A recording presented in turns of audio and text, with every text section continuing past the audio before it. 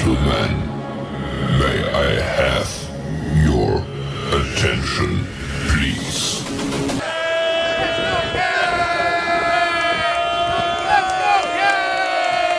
The show starts in 3, 2, 1, go. Good morning, CaneSport. It's November the 27th, 2023. I'm Gary Ferman, the publisher of CaneSport.com, joined this morning by our overweight managing editor after eating way too much Thanksgiving food, Matt Shodell, as we discuss the news of the day, presented today by GameTime.co, your headquarters for all your Miami Hurricanes and general sports and theater and concert ticket needs. GameTime.co guarantees you the greatest prices with the greatest experience. They will show you where your seats are, what your view will look like, and they will make sure that your pocketbook is no more bare than it needs to be. And we'll talk more about Game Time later in the show. But first, we have so much to discuss here this morning, Matt. Crazy Thanksgiving weekend. The Miami Hurricanes went up to Boston College on Friday and played one of their better games of the season.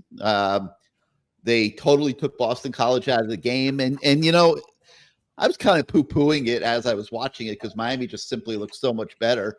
And I will absolutely have no issue saying that I think that this football team, ability-wise this year, was a 3-loss, maybe even 2-loss level football team that just happened to find a way to lose 5.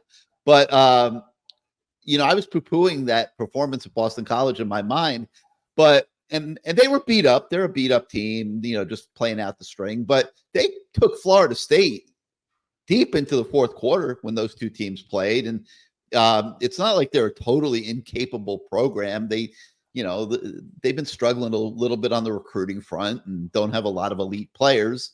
But Boston College, I think, won like five straight games at one point and was doing relatively well in the ACC. So it was a nice quality win. We'll put a happy face on it and say it was a nice quality win. It was a great way to end the season.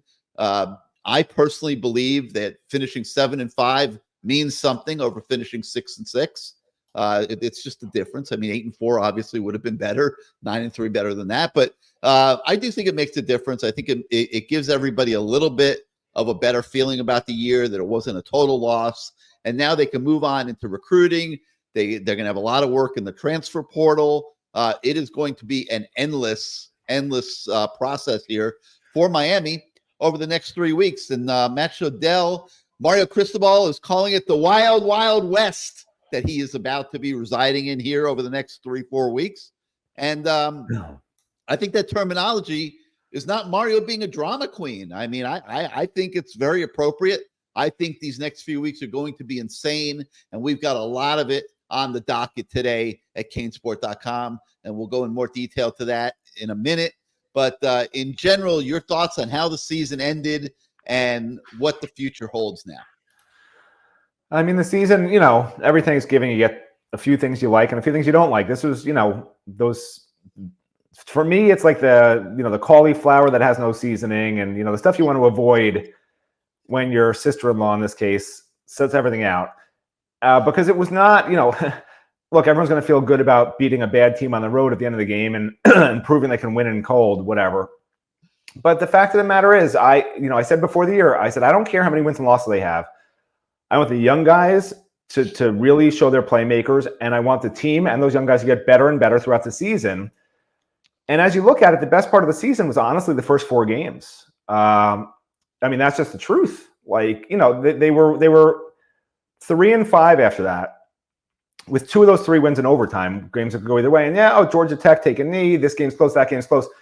They weren't good enough to not have one possession games against very average, in my opinion, national and ACC talent, and that's not good enough. And you know, Mario didn't want to have close to a 500 season this year. He didn't plan to have a 5-7 season last year. That wasn't his vision for building up the program. It was going from 5-7 his first year to winning hopefully 8 games his second year and then 10 games his third year. He was trying to work the system the NIL system, the transfer portal system, and his acumen as a recruiter to win from day one. And he spent a lot of his capital, financial and team-wise, in the transfer portal, and I would argue that part failed.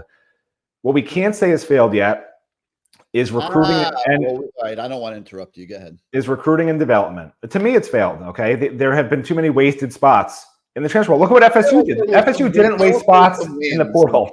There also were some wins in the transfer portal. Like, 100%. I was curious to see this team without 100%. Matt Lee. But when you take Matt Lee and Javion Cohen and Francisco Magoa, right? But when you take 27 transfers instead of 27 true freshmen, you'd expect 10 of them to be pretty good, and I would argue maybe a handful of them were. Maybe 6 made an impact.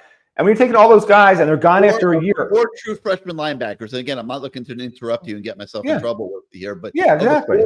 Of the 4 true freshman linebackers they took this year that are all very good prospects, how many of them made an impact on this season? That's not the point. You're wasting spots on transfers that are just so guys. You're not wasting spots. What are you talking about? You're not wasting. By definition, you are. The impact that Magoa made compared to the 4. Fantastic. But if you're winning 5 games with 17 transfers last year, if you're winning 7-8 games maybe with 14 transfers this year, actually it was 31 I think last year, like that's not good enough. And those guys are here for a year or two and are gone. That the development is gone with those guys. Like you can't develop transfers. They were developed somewhere else. They come here for a year or two and they're gone. That's the nature of the beast. Unless you get a guy like AJ Allen, who's just unhappy after his first year because they misused him. So that's different. There's some guys like that, but in general, transfer portal guys are here for a year or two. Back. I mean, if I'm assuming he's going to stay. I hope he stays. And the reason the portal guys usually are a year or two is because you want free agents. And generally, a redshirt freshman or a true sophomore is not a free agent, right? That's why it usually doesn't work that way. But anyway, that was his formula. His formula was bring in enough transfers so that we could win 10 games every year while developing freshmen. It didn't work. Obviously, because they were 5-7 last year, and Gary can argue that it worked and the transfers were great, but it didn't. That was his plan. Not work. Let me talk. His plan was to win with transfers, and he didn't. That's a failure, whether you want to say, look at Maligoa or not. Like, that's a failure. The wins and losses, after taking all those transfers, taking half a roster full of transfers, that was a failure. But his recruiting acumen is I think, will be proven out. I think next year's 10 wins, year after his playoffs, and that's fine. It's just a shame that he didn't, really load up because it was unlimited numbers in recruiting the last 2 years. So, you could have played at 78 to 80 scholarship guys this year, save those 5 to 7 extra spots for 2024 kids, even 2025 kids, balance your classes that way, instead of taking, the Cam McCormicks of the world and some of these other guys. So Gary will say, oh, but look at Cam McCormick. He started. They needed him. They didn't have enough tight ends. They did. They didn't have Arroyo all year. I would rather they rebuild playing true freshman. I would rather Riley Williams played all year. Like, I don't care. If you're going to win 7 games anyway, my argument is let a guy get experience, make his mistakes, learn from it, watch film over the offseason, know what he has to get better at, instead of having a Cam McCormick who's here for a year, can't catch a pass, isn't a great blocker, makes a lot of busts, and then is gone or comes back for his 15th year. Like, whatever. Like, if they need a babysitter, then I'd say, okay, Cam McCormick's a good take, but they didn't need a babysitter. So anyway, we're going to find out. What's really interesting about this year now is how many portal guys Mario takes. Because if he very well may freak out again and take 10 portal guys, and that's a mistake. Yeah, I think he needs 5. I think all he needs is 5, and I want them all to be free agents. When you go above 5 in the portal, just the way the money is now, it's very hard to take 10 free agents. I mean, you have to have a serious NIL budget, like a Texas A&M size budget. I'm not sure Miami's really there yet. And I'm not sure you want to spend all the money on the portal guys right now instead of the recruits right now. That's the other question. So it's not an infinite amount of money. It's a huge amount of money, but they have to figure it out in terms of how it gets allocated to what positions, to the portal, to the true freshmen. And that's what's going to be really interesting is can they flip some 4 and 5 stars in the final couple of weeks because of NIL? Can they land 5 to 10 free agents? Maybe they can land more than 5 free agents in the portal, because that's the formula that I want them to follow. Not just depth guys that don't have to pay much money to, oh, well, he's pretty much as good as this guy who might compete to start next year anyway, so let them battle it out. No, like if you're not taking a portal guy who's clearly head and shoulders above what you got, don't take them. That's my advice to Mario. All right, so you got me a little bit rattled here. I would have, and you're making a good point. They only won 7 games. Okay, no argument. That's garbage. Like they were better than a 7-win team this year. They were better than a 3-win team in the ACC. No, I agree with that. But is that so? Now what? Now you're saying it's coaching because if the players were that good to be that good. Is it the coaches lost the games? Because somebody lost the games, Gary. Who was it? It was everything. Okay, let's just say everything. Okay, obviously Tyler having his issues in the middle of the season hurt a lot. Don't tell me this team was good enough to win 10 games and then say, "Oh, I don't know why they didn't." There's a reason they didn't, and you should say why they didn't. But I do feel that there was not one game they played that they were outclassed, including Florida State. And I'll give Florida State a loss 9 times out of 10. So why did they lose? I'm asking you. So why did they lose? And 2 of the wins were in overtime for a number of reasons. I think sometimes they got outcoached. I think sometimes there were mistakes made that shouldn't have been made, a la the Georgia Tech. And even in that game, they shouldn't have been as close as it was. But listen, it was. I mean, you can't change that. There were games, North Carolina, they weren't prepared for the hurry-up offense the way they should have been. And then in addition to that, obviously, they turned the ball over in the third quarter. That you can't necessarily change. It happened. But in tandem with being unprepared on the defensive side for the hurry-up, which threw everything into disarray, that contributed greatly to that loss. NC State, I mean, it was a horrible offensive game. I mean, there was a stretch there in the middle of the season where I just don't think either players or coaches were seeing the field very well and seeing where the opportunities were and making adjustments in game. I mean, there's a lot of reasons. You'd have to perform surgery on every single game individually because they were different. But I mean, I could make an argument on almost all those games, including the 2 that went to overtime that shouldn't have gone to overtime. I mean, I thought they were way too conservative in the Clemson game, for example, with Emory Williams. I mean, when they asked him to do more, he was ready to do more. Listen, we could sit here and argue and break down and debate each individual game. I think this team underachieved. I think they're better than 7-5, but I grimace at what it would have looked like if you didn't have Matt Lee at center, if you didn't have Javion Cohen at left guard, if you didn't have no argument, they need the free agents. It's the other guys. If you didn't have it's the other 12 guys. If you didn't have McCormick blocking at tight end, if you didn't have Colby Young out at wide receiver, Colby Young was a JUCO kid. I don't consider them transfers, honestly. All right, fine. We'll forget about Colby Young. Who am I leaving out? Henry Parrish certainly helped out at running back. Jay Allen helped out a lot at running back. On the defensive side of the ball, Messidor got hurt, but Francisco Magoa was a huge asset. How about Dean? How about Branson Dean at defensive tackle, having a spectacular season this year? A massive asset. How about in the secondary? The older Brown. Do you really want to go through all the guys that I think were wastes? Like you mentioned, Deus Richard was very good late in the season and helped out a lot. My point is this. I understand what you're saying. They're not getting first-round draft picks in the transfer portal. But when you look at the recruiting deficiencies of this program, going back 5 years, I grimace at the idea of what this team this year, with no impactful 4th and 5th year players, really, including Leonard Taylor, who was his usual Leonard Taylor self this year. I mean, there was nobody. Look, here's the disconnect. Through traditional recruiting that was making a high impact on the final result. Correct. And I don't even want to think about what this season would have looked like. They would have won 5 games. My point is maybe 5. Yeah. My point is, and how ridiculous would the guy that you're ripping for taking those transfers and getting it to 7, which really should have been at least 8, which really could have been 9 or 10, and you're criticizing that guy for taking transfers that saved this program from a 3 or 4 win season, Matt Shodell. Right. What would the nation be like on Thanksgiving weekend if Miami had won 3 games this year? Because you have to be honest with the fan base. The fan base doesn't want 7 and 8 win seasons. They want 10 win seasons. The quickest path when you take over a bad program is to say to the fan base, This roster needs to be blowing up, and we're going to rebuild it through recruiting instead of saying we're going to be great right away from day one, and we're going to take all these transfers, because that honestly is disingenuous. The best way and the quickest way for Mario with his skill set to get to 10 wins was to recruit his ass off from the day he got here and take 40 true freshmen his first class, 40 true freshmen this class, and there's your whole roster. And then you just build that beast from that, because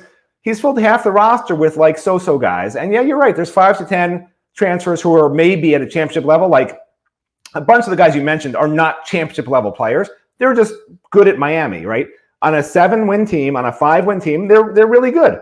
On an Alabama, they're a backup, a lot of those guys. Not Matt Lee, not Javion Cohen, maybe not Francisco Mauigoa, but there's maybe, and not Akeem Messidor. But aside from those four, and I'm probably missing 1 or 2 guys, aside from 5 or 6 of the 31 guys he's taken in 2 classes of transfers, like those are not championship level players, even if they contribute here. Henry Parrish contributes here, fantastic. Is he one of the greatest running backs in the country? Not even close. He's average, maybe above average. So like all I'm saying, Gary, is I want to get to 10 wins and competing for national championships as quick as possible. I think the transfer portal has held them back from that. And yeah, there would have been some pain along the way with 4-win or 5-win seasons, but they had a 5-win season last year, a 4 or 5-win season this year. If I know what's coming, I would have been fine with it. I don't need 7 or 8-win seasons. It's like in the NFL, right? A team wins 8 games, it's like a curse. You don't make the playoffs, you don't get a high draft pick. You're right in the middle. And right now, Mario's right in the middle. He hasn't been able to break through. And he's got a system right now of taking average transfers that will not let him break through. He needs to break that cycle. He's not in the middle. College football's different. You can recruit in college football. It's not like the draft. Yeah, it was an example. Pecking order. Just go out and kick ass on the recruiting. It was an example how he's right in the middle right now. He's in the middle. 5 wins and 7 wins. You're in the middle of the whole country. You're not towards the top. You're not winning in the transfer portal. You know, he can still be winning in recruiting. We don't know yet. I think he's winning in recruiting, but we have to wait another couple of years. Here's the bottom line as I see it. They turned, I think, 41 roster spots between the 2022 and 2023 seasons. They're going to turn another 30 to 35 between this 23 season before they start in September of next year. That is a massive roster remake, and this will be Mario Cristobal's team in September. And I think it's going to be better because it will have a mix of traditionally recruited guys, and it will have transfers to fortify it, including, and this brings us full circle back to what we're really here to talk about, which is the news of the day. And we've got a lot of conversation on the website today about the quarterback position, Tyler Van Dyke, how he finished the year. Congratulations to Tyler, played 2 very good games at the end of the year. However, Matt and I are firmly convinced, we actually agree on something, that Tyler Van Dyke probably has played his last game for the Miami Hurricanes. It does not make sense for him to come back to Miami.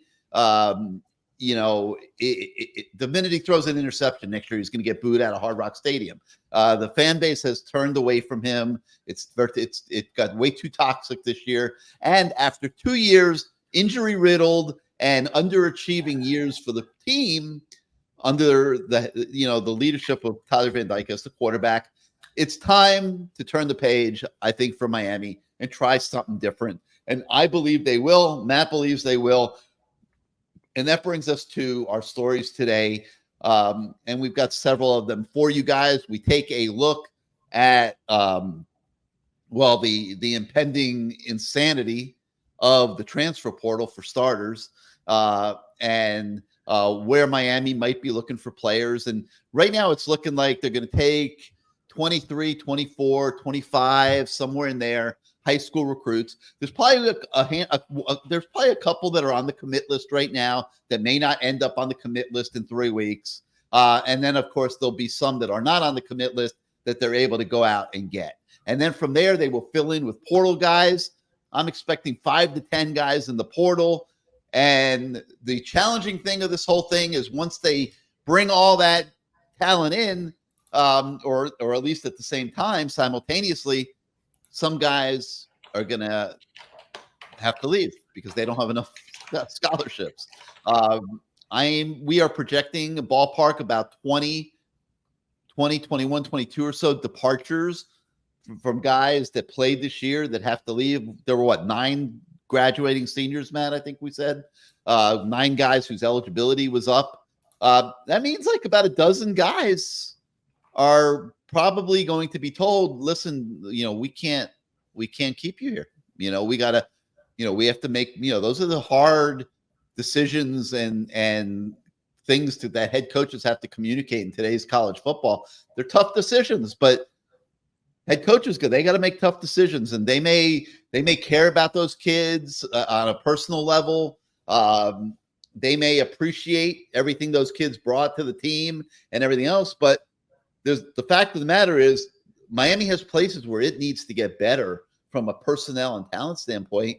And in today's college football, a lot of the fans are the first to say these guys are pros now. Like, they're getting paid, and there's a lot of money. I mean, Miami's NIL budget's got to be $10 to $15 million, man. Like, there's a lot of money that is being invested in these players. And, Mario didn't come here to not compete for championships. And year 3 coming up, this is his time to compete to win the ACC next year. You can't, there's not going to be a whole lot of tolerance anywhere for throwing games away like they did this year. It's going to have to be a much tighter operation. The players are going to have to perform at a higher level, and that's going to include enhanced personnel. So I'm thinking probably, 23 to 25 high school kids, 5 to 8 maybe transfers being added to this program. And we'll be covering this every step of the way like maniacs. And part of that today, Matt, as we take a look at a quarterback, Will Rogers, who he's announced he's going to go in the portal. I don't believe he's actually filed the paperwork yet, expecting that maybe to happen today. But Will Rogers is a guy that might be a good fit for what Miami needs. And but he's not the perfect fit, which we point out in our story today. He's not very mobile, but this kid put up enormous numbers in his first 3 seasons under Mike Leach at Mississippi State before Mike Leach passed away. They changed coordinators. They changed the offense. Will Rogers struggled this year, did not do great. Now he's going to the portal. But if you look at Shannon Dawson, who wants to run a full air raid, never really got to it this year. At least it didn't seem from our viewpoint that it did. He wants to run a Mike Leach-like air raid, a passing attack. He does? You better tell him that. I think he does. I mean, but this Will Rogers kid has proven that he can deliver that. I mean, he's the number 2 passing leader in SEC history. Correct me if I'm wrong, man. I believe that's accurate. Enormous stats under Mike Leach in SEC competition. Okay. Like Mississippi State was not very good. And like this kid put up enormous numbers against SEC defensive backfields and defenses. And you can't ignore that. There is a chance that Will Rogers would have the potential to be an enormous quarterback at Miami, very much in the way that Bo Nix evolved when he got around better players at Oregon than he had at Auburn. And I think Miami is going to go hard after this guy. It's too soon to say if he'll be the guy because we don't know who else is going to be in the portal. LSU, Texas A&M quarterback Max Johnson went in the portal. That's Mark Richt's nephew. He might get a look from Miami. The Michael Pratt kid from Tulane, if he chooses to go in the portal, would undoubtedly get a look from Miami. They would have to weigh him and Rodgers probably. But Michael Pratt is the number 8 ranked quarterback by a lot of people with eligibility for the NFL draft this year. So he could decide to go into the NFL.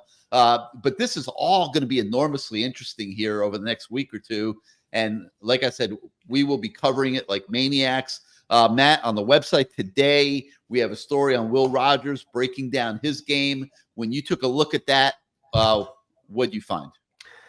Well, I mean, fans just, for the most part, know what I knew going into it, which is that put up ridiculous numbers under Mike Leach. Then they had, obviously, the head coach got fired this year. The offensive coordinator was in his first year there. Tried to incorporate some under center, sort of like what Shannon Dawson does, right? An air raid, but basically what he wound up doing was pistol under center, a lot of 12 personnel, stuff like that. And it didn't work to the point that as good as Will Rogers was under Mike Leach for, I think, ever since he was a freshman, 3 years, fans were booing. You know, he was like their Tyler Van Dyke. Like they were like, you know, what happened? They were actually supposedly going to bench him before he got hurt or something like that. You know, I was reading a story about that. He had a really bad year, but when you turn his highlight tape speaks for itself. I mean, he has all the arm talent in the world. The problem also with him is he's not mobile. He's not mobile. You know, personally, I'd rather have a Michael Pratt who has a little mobility. You know, he was at a lower level, but all sorts, you know, also like De'Ara King. And not De'Ara King running the ball, but like De'Ara at Houston. This guy's at Tulane, which is a good program, not a top program. And I think he would do much better if they keep Shannon Dawson, because, you know, Rodgers and Dawson, I'm not sure, you know, you say Dawson wants to run the same thing Leach did. No, Leach was an offensive genius. And as a matter of fact, Shannon Dawson was asked about him and basically said, well, he's allowed to do his own thing. You know, he can do whatever he wants on offense, whereas I have to think about the defense. I look at the big picture. He wasn't talking about Mario. He was talking about the big picture. He doesn't want to score in 3 plays and just be hurry up, and score in 30 seconds, and now the defense on the field for 6 minutes. Score in 30 seconds, defense on the field for 6 minutes, or go 3 and out in 30 seconds, defense on the field for 6 minutes, right? His point was, well, you know, how many games did Mike Leach really win with that offense, which was all world, because the defense was bad for a reason. That's literally what he said. So Shannon Dawson's not going to run the Mike Leach offense at Miami, and I'm not sure. You know, they're going to go after Will Rogers. They need a guy, you know. And honestly, I'm not sure if a fully healthy Tyler Van Dyke wouldn't be just as good as Will Rogers next year here. You know, if you bring in an elite receiver in the portal, and if you brought back Tyler Van Dyke, I'm not sure there'd be a big difference in production. Like they're to me, they both have all the throws, all the accuracy. Although they say Rogers has some accuracy issues. No, I was just going to. I'm sorry. I was just going to say I totally agree with you. But what if Tyler Van Dyke gets? No, he can't come. That's the point. There's the toxicity around Tyler is why you have to get rid of him. But what I'm trying to say is you're essentially bringing in another school's Tyler Van Dyke. That's all I'm trying to say. The fans were booing him. The fans wanted him to be benched, and he transferred. I'm not talking about Tyler, by the way. I'm talking about Rogers, right? So it's the same story, just from a different school.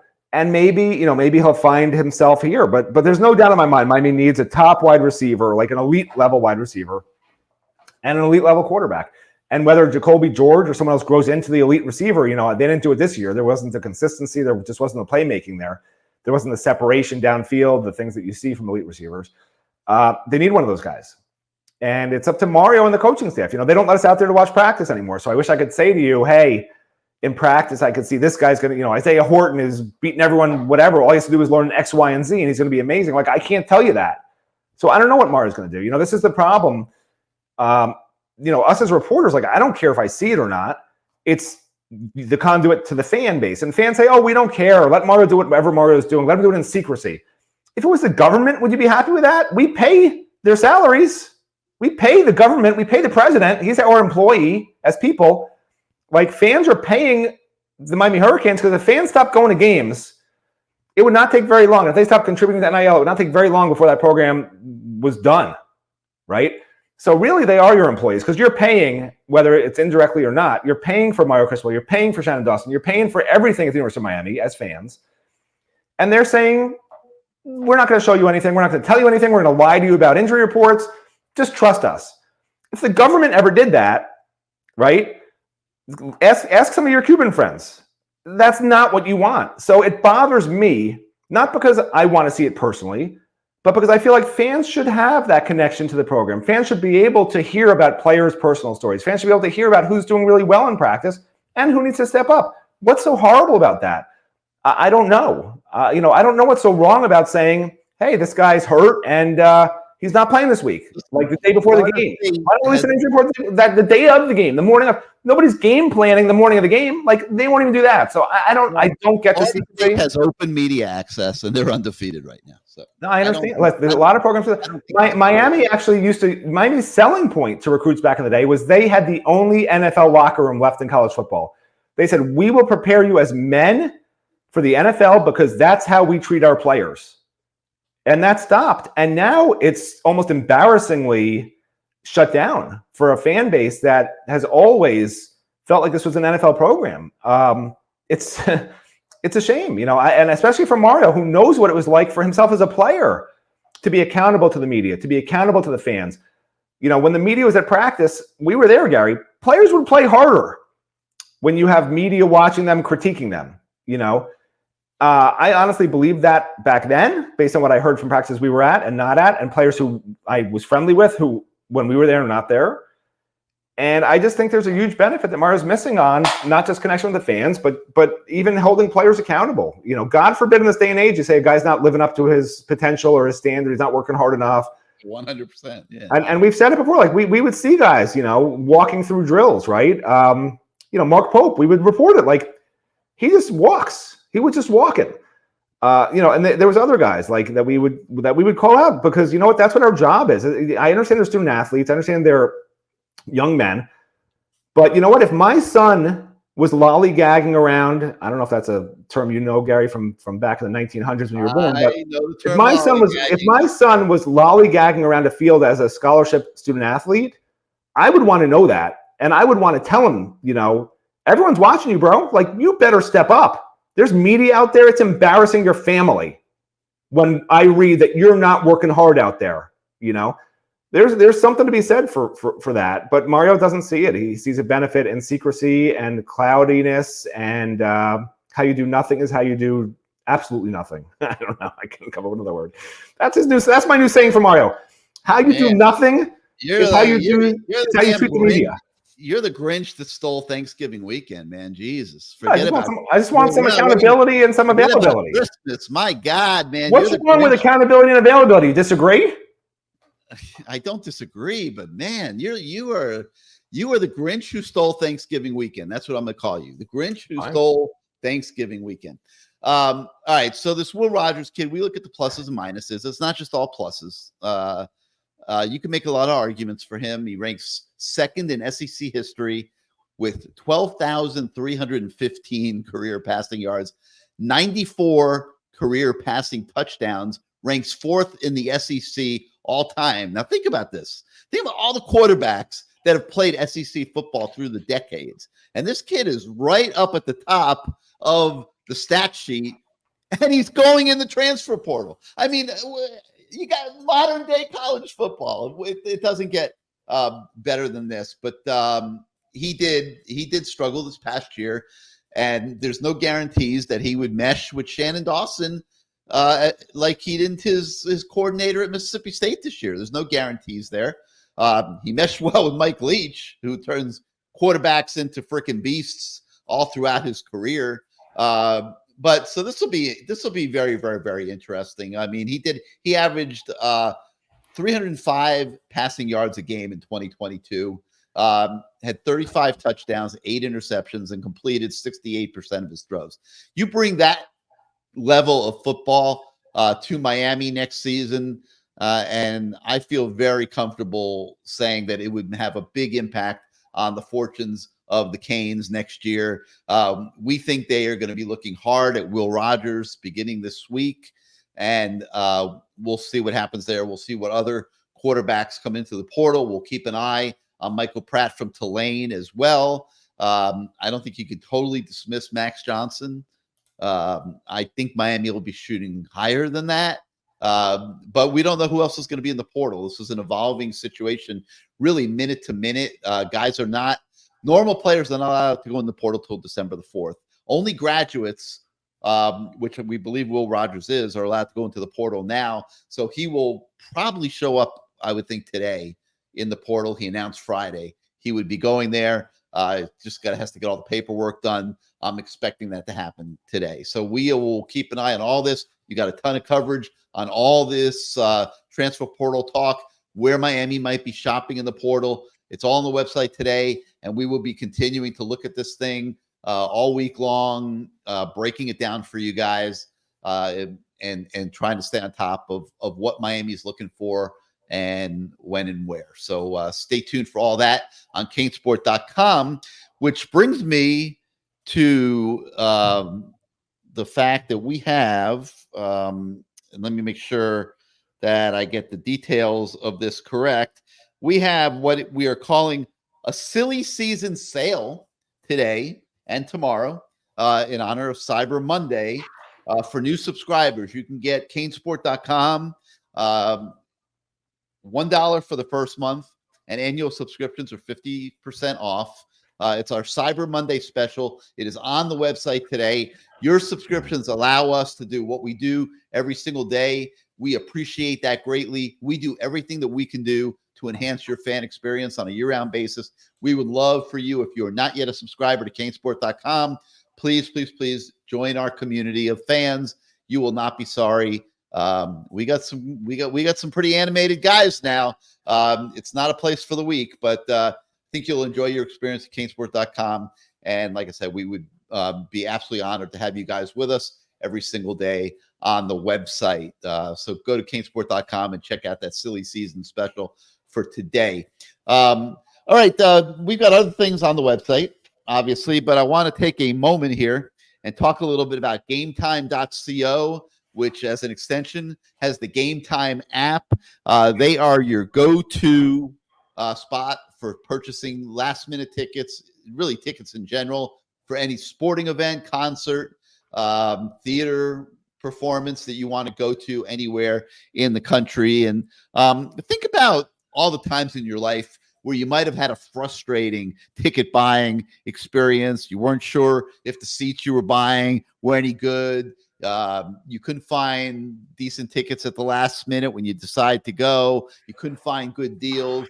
You had no idea what the view would be like from your seats. Well, GameTime.co has solved all of that for you. You can use their website or their app, and it's a fast and easy way to buy tickets for all sports, music, comedy, and theater events near you with killer last-minute deals, all-in prices, views from your seat, and their best price guarantee. If you can find a seat, same row, same section on another website or someplace else in the industry, Game Time will back it up with their 110% guarantee. They take all of the guesswork out of buying tickets. It is the most seamless place to do so in the industry. They have flash deals, zone deals, all that you can take advantage of at the last minute. They have event cancellation protection, job loss protection, all sorts of little tools to help the fan emerge from the ticket buying process unscathed and feeling good about your experience and what you're doing. They give you complete peace of mind. All right, so if you download the Game Time app, okay, you create an account and you go to buy a ticket. You use the code CANES, CANES, and Game Time will give you $20 off your first purchase. Okay, $20 off, man. Like that's that's pretty sweet for a first time purchase. So download the Game Time app today. Go buy your tickets. Take advantage by using the code CANES, and you will get $20 off your first purchase. GameTime.co, your unquestioned best choice for ticket purchase. Check them out. You will not be sorry. And you can get Canes basketball tickets on there too. And Miami's getting ready to head up to Kentucky for a big game on Tuesday night that we'll be covering for you guys. And that's going to be really, really interesting. The ACC SEC Challenge. Man, I wish I could get on a plane and go to that game. That is just going to be so cool. And it's just a little bit much to try to get back and forth from Lexington and all that. But anybody that lives near Kentucky, find a way to get to that arena in Lexington on Tuesday night and cheer on the Canes basketball team, which is now in the top 10. It's a really, really, really big game for these guys. All right. So let's talk about other stuff that's on the website, lingering from the weekend. I had a mailbag with the fans answering all the post-Boston College questions, end of the year questions that kind of lingered after that game. We have obviously a lot of breakdown. We look at the grading out of the Boston College game and analyze the game from every angle. So if you haven't seen that yet, make sure you go take a look. We analyzed the top 10 true freshmen that need to step up for the Hurricanes to move the team forward in 2024. Matt, there's a lot of candidates there. We couldn't obviously list every one, or the list would be worthless. But this was a really good freshman class, a really good recruiting class. And there's a lot of these guys that will get the opportunity to become impact players in 2024. Correct. You can read the story. I mean, it's pretty self-evident, honestly. But there are some guys that they need to really have step up next year, and they had some guys that really stepped up this year. We didn't need to include those guys on the list because they already stepped up. But it's obvious they're going to need this year's freshman class to really start taking control next year, and hopefully have another 5 or 6 true freshmen from the 2024 class adding to that. That's my whole point. You stack recruiting classes, you develop them, you bring in a few key free agents, not transfers, to be backups, like Gary likes to say. Oh, they needed a backup linebacker. They had to take them. Oh, they needed a backup defensive tackle. Where's the depth otherwise? That's not for me. Take freshmen to be backups. But that's I think next year, when the starting lineup comes about for the first game, which will be a kickoff because Mario will never tell anybody what the starting lineup is, I think it'll be double-digit first and second-year players on that list. I really do. I just think that's where the talent lies on this team, is in the freshman class and in the incoming freshman class. And I'd be happy if that's the case. And just to give you a little bit of preview, like Matt says, read the story. You'll like this one. But for example, number 1 on our list is Riley Williams, and the tight end underachieved on this team this year for whatever reason. Either Shannon Dawson didn't feel strong enough that the tight end could enhance the offense, so he didn't throw it to them until it was get the ball to the tight ends on steroids at Boston College, where they were trying to throw the tight ends on many occasions.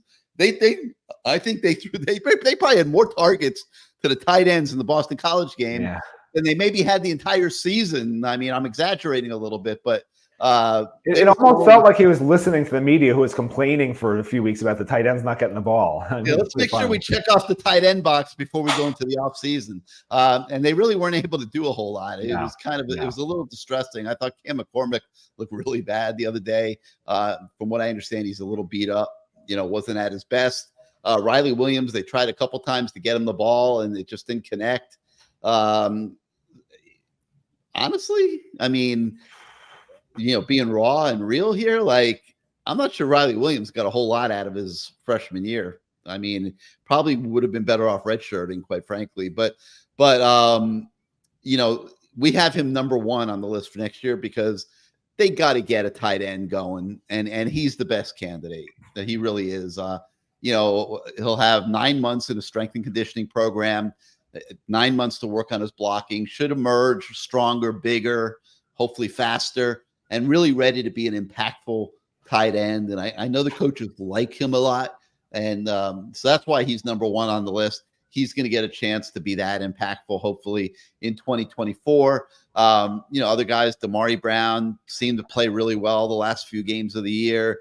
They need him to become a starting cornerback next year. Josh Horton, the defensive tackle, played very little. He'll get his red shirt. But he's a guy with an incredible athletic ability at defensive tackle. They need him to become a force next year. Samson Okinola on the O-line need him now to take a step forward. His year ended due to injury. And he was a 5-star prospect.